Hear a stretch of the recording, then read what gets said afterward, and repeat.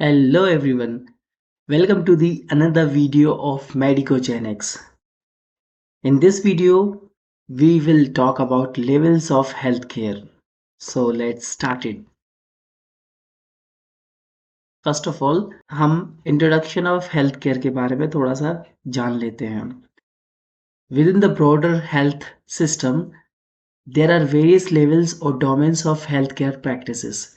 तो जो health care system होता है वो एक ब्रॉडर एरिया होता है और उसके अंदर अलग अलग levels of health care practices होते हैं या उसके डोमेन्स अलग अलग होते हैं. They are often described as a pyramidical structure. अक्सर ये जो स्ट्रक्चर होता है पिरामिडिकल होता है with 3 or sometimes 4 tiers of healthcare representing increasing degree of specialization and technical sophistication, generally with increasing cost of care. तो ये जो पिरामिडिकल स्ट्रक्चर होता है वो समटाइम्स 3 टायर या 4 टायर हो सकता है. जैसे जैसे इसका टायर ऊपर की तरफ जाता है स्पेशलाइजेशन और टेक्निकल सोफिस्टिकेशन भी बढ़ता जाता है. साथ ही साथ जो कॉस्ट ऑफ केयर है वो भी बढ़ती जाती है. The greatest number of patients are seen at the first level of primary care, that is typically their first contact with the healthcare system. तो ये जो ग्रेटेस्ट नंबर ऑफ पेशेंट्स है वो प्राइमरी या फर्स्ट लेवल ऑफ केयर पर ही ज़्यादा देखने को मिलता है क्योंकि ये फर्स्ट कांटेक्ट होता है किसी इंडिविजुअल का या सिक पर्सन का उसके हेल्थ केयर सिस्टम से. with diminishing numbers of patients seen as they are filtered out of this first level into higher levels of specialized care at secondary, tertiary and now even quaternary care. तो क्या होता है ये जो first level of primary care होता है यहाँ से पेशेंट्स फिल्टर हो के सेकेंडरी और टर्शरी और फिर इसके बाद में क्वाटरनरी केयर तक जाते हैं. यूजली जो प्राइमरी हेल्थ केयर होता है वहाँ पर पेशेंट सबसे ज़्यादा होते हैं और उन पेशेंट्स में से फिल्टर होके सेकेंडरी और टर्शरी केयर रिसीव करने के लिए ऊपर की तरफ जाते हैं. यूजली कॉस्ट बढ़ जाता है, सोफिस्टिकेशन भी बढ़ जाता है और टेक्निकल स्किल्स भी उसके लिए ज़्यादा रिक्वायर्ड होती है. तो इन लेवल्स को हम फॉलोइंग कैटेगरीज में डिवाइड कर सकते हैं. फर्स्ट है primary care, second secondary care, tertiary care, इसके बाद क्वाटरनरी केयर. तो आइए पढ़ते हैं प्राइमरी केयर के बारे में. तो ये प्राइमरी केयर क्या होता है उसके बारे में हम एक बार पढ़ लेते हैं. Most people are familiar with primary care. अधिकतर लोगों को पता होगा प्राइमरी केयर क्या होता है. This office is the first stop for most of the symptoms and medical concern. तो ये जो ऑफिस होता है फर्स्ट स्टॉप होता है अधिकतर पेशेंट्स के लिए उनके सिम्टम्स और मेडिकल कंसर्न से रिलेटेड प्रॉब्लम्स के लिए ये उनका फर्स्ट स्टॉप होता है. मतलब कोई सिक इंडिविजुअल है तो वो हेल्थ केयर सीक जब करेगा तो उसका पहला जो कांटेक्ट रहेगा प्राइमरी केयर प्रोवाइडर के साथ में होगा. ये उसका कोई लोकल क्लिनिक भी हो सकता है, डिस्पेंसरी भी हो सकता है, पीएससी हो सकता है, सब सेंटर हो सकता है. Patient might seek primary care for the following. अब इसमें पेशेंट जो प्राइमरी केयर सीक कर रहा है मतलब ढूंढ रहा है उसकी ये रीज़न हो सकते हैं. जैसे फर्स्ट इलनेस, पेशेंट में see primary care doctor when he notice a new symptom और when he comes down with a cold, the flu और सम अदर इन्फेक्शन.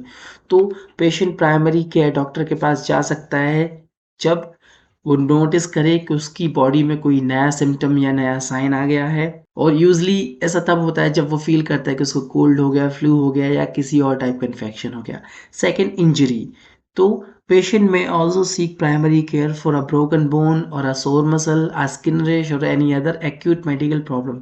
तो जब भी पेशेंट इंजर्ड होता है तो भी उसका कांटेक्ट जो होता है प्राइमरी केयर प्रोवाइडर जो डॉक्टर होते हैं उनसे होता है.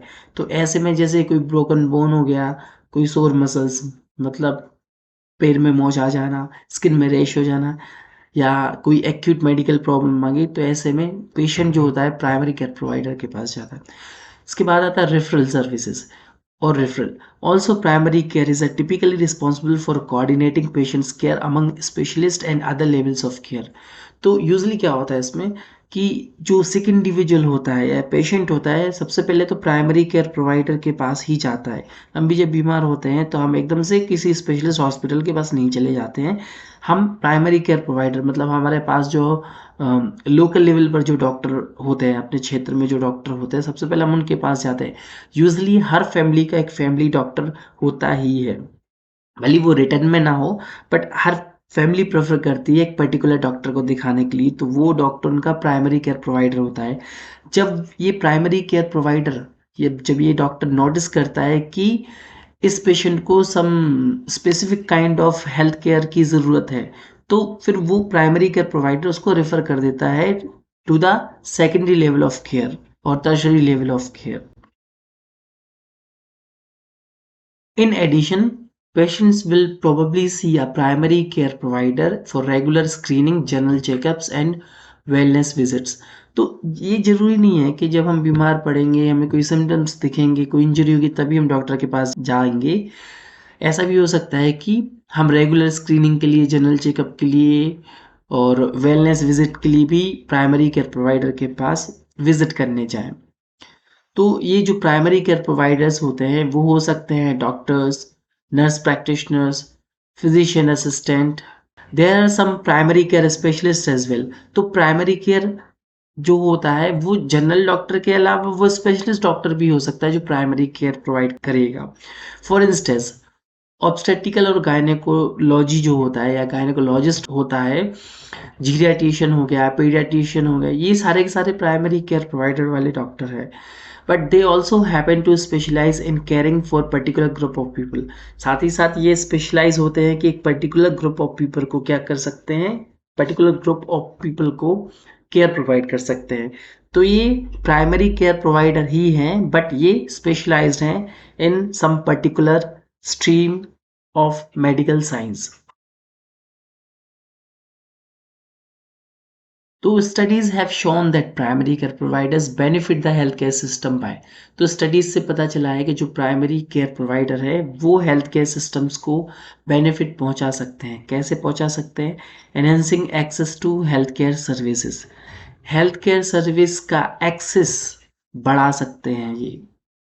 प्रोवाइडिंग बेटर हेल्थ आउटकम, जो कि प्राइमरी केयर प्रोवाइडर सबसे ज़्यादा कन्वीनियंट होता है किसी भी पेशेंट के लिए कि वो जल्दी से जाके अपने प्राइमरी केयर प्रोवाइडर को दिखा दे। तो इससे क्या होता है कि जो डिसीज़ का आउटकम होता है वो बेटर होता है। इसके बाद है decreasing hospitalisation and use of emergency department visits. तो क्या होता है इसमें?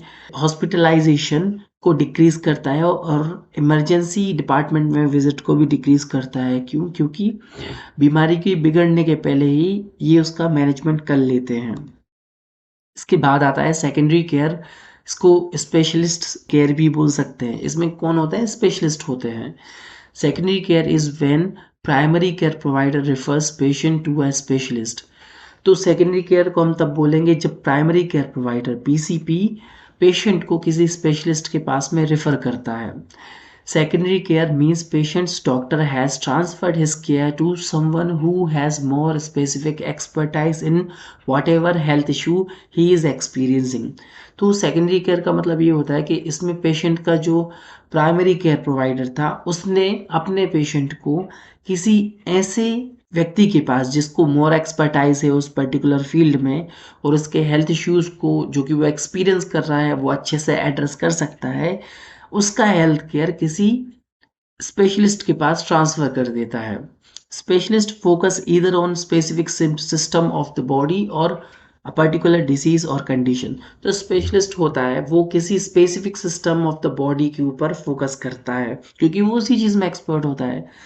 Examples of specialist include. तो स्पेशलिस्ट के एग्जाम्पल कुछ इस तरीके से हैं, जैसे कार्डियोलॉजिस्ट जो कि हार्ट रिलेटेड कंडीशंस के लिए रिस्पॉन्सिबल होता है और स्पेशलाइज्ड होता है। ऑप्थेल्मोलॉजिस्ट ये आई से रिलेटेड प्रॉब्लम के लिए होते हैं और ऑन्कोलॉजिस्ट जो कैंसर रिलेटेड प्रॉब्लम्स होते हैं उनके लिए एक्सपर्ट्स होते हैं। इसके बाद आता है टर्शरी केयर एंड हॉस्पिटलाइजेशन। तो अभी तक हमने देखा प्राइमरी केयर में, सेकेंडरी केयर में पेशेंट हॉस्पिटलाइज नहीं हुआ था। सबसे पहले वो बीमार हुआ था तो किसके पास आया था? प्राइमरी केयर प्रोवाइडर के पास में। अगर प्राइमरी केयर प्रोवाइडर कैपेबल होगा तो उसका उसका उसी लेवल पर ट्रीटमेंट हो जाएगा। अगर वो ये समझेगा कि ये जो डिजीज़ कंडीशन है इसको स्पेशलाइजेशन की ज़रूरत है, तो प्राइमरी केयर प्रोवाइडर अपने पेशेंट को सेकेंडरी केयर प्रोवाइडर, जिसको एक्सपर्ट केयर भी बोलते हैं, उसके पास भेजेगा। वो ट्रीटमेंट स्टार्ट करेगा और पेशेंट अगर ठीक हो जाता है तो ठीक है, नहीं तो पेशेंट को टर्शरी केयर या हॉस्पिटलाइज करना पड़ेगा। A patient is hospitalise and require a higher level of specialty care, his doctor may refer patient to tertiary care. Tertiary care requires highly specialized equipment and expertise. तो secondary में भी expert थे, but expert doctor थे, hospital नहीं था।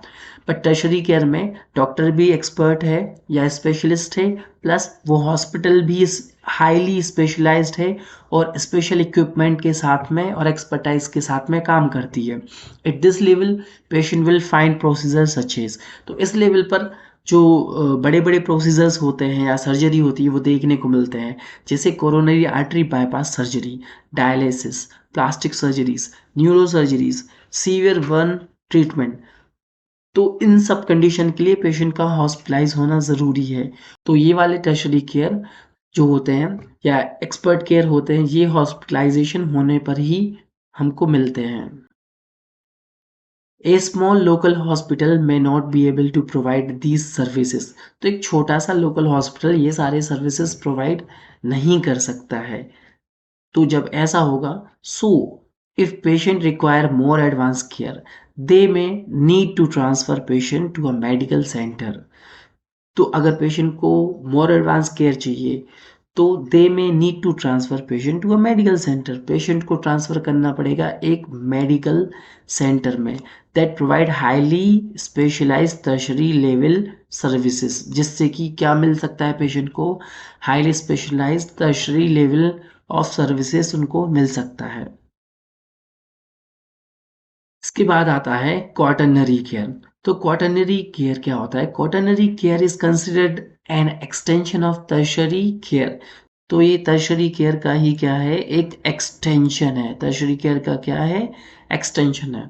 However it is even more specialised. तो ये क्या होता है? ये टर्शरी केयर से भी ज़्यादा स्पेशलाइज्ड होता है और हाईली अनयूजुअल होता है। मतलब हर जगह देखने को नहीं मिलते। अनयूजुअल का मतलब होता है हर जगह देखने को नहीं मिलते हैं। बहुत ही रेयर कंडीशन और rarest of the rarest condition में ये मिलते हैं।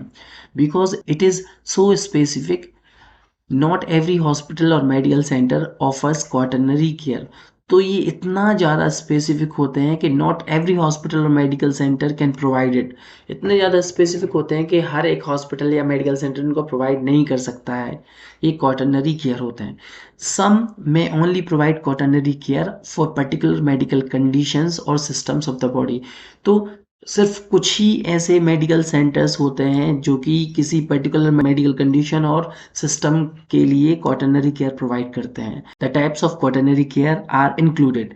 तो इसमें आता है एक्सपेरिमेंटल मेडिसिन एंड प्रोसीजर्स और अनकॉमन एंड स्पेशलाइज्ड सर्जरी। तो इसमें स्पेशल टाइप ऑफ मेडिसिन और प्रोसीजर को अप्लाई करते हैं, साथ ही अनकॉमन एंड स्पेशलाइज्ड सर्जरीज जो होती हैं वो इसमें करी जाती हैं। तो आइए देखते हैं लेवल ऑफ हेल्थ केयर और उन हेल्थ केयर सर्विसेज को प्रोवाइड करने वाले एजेंसीज। तो सबसे पहले बात करते हैं प्राइमरी केयर। तो प्राइमरी केयर को प्रोवाइड करने के लिए होते हैं सब सेंटर्स और प्राइमरी हेल्थ सेंटर्स। इसके बाद में सेकेंडरी केयर प्रोवाइड करने वाले एजेंसीज जो होते हैं इनमें होते हैं कम्युनिटी हेल्थ सेंटर्स और कोई एक्सपर्ट का क्लिनिक। इसके बाद आता है टर्शरी केयर। तो टर्शरी केयर में कौन कौन होता है? इसमें डिस्ट्रिक्ट हॉस्पिटल और मेडिकल कॉलेजेस आते हैं, क्योंकि यहाँ पर पेशेंट को एडमिट होना स्टार्ट हो जाता है, स्पेशलिस्ट डॉक्टर के पास एडमिट होना स्टार्ट हो जाता है। हालांकि एडमिट होना कम्युनिटी हेल्थ सेंटर में भी हो जाता है, बट स्पेशलिस्ट सर्विस नहीं मिलते, जनरल सर्विसेज मिलते हैं। इसके बाद बात करते हैं हम क्वाटरनरी केयर की। तो जो क्वाटरनरी केयर होता है वो मैंने बताया था हाईली स्पेशलाइज्ड और अनयूजुअल होता है। तो ऐसे में ये सर्विसेज किसी नेशनल मेडिकल हॉस्पिटल या कोई मेडिकल रिसर्च सेंटर पर ही मिलेंगे, जहाँ पर रिसर्च होती हैं, नई नई टेक्नोलॉजी, नई सर्जरी, नई मेडिसिन, इनका ट्रायल और टेस्टिंग चलता है। तो ये सर्विसेज यही मिलते हैं अधिकतर। ऐसे में जो रहते हैं ऑर्गन ट्रांसप्लांटेशन प्रोसीजर्स जो होते हैं, हाईली स्पेशलाइज्ड प्रोसीजर होते हैं, और न्यू काइंड ऑफ मेडिसिन्स होता है जो कि ऑफ कोर्स ट्रायल बेसिस पर होती हैं बट सेफ रहती हैं। तो ये क्वाटरनरी केयर में हमको ये सारे सर्विसेज देखने को मिलते हैं। So guys, thanks for watching, but don't forget to subscribe my channel. Also, you can like, share or comment on my video. Thank you.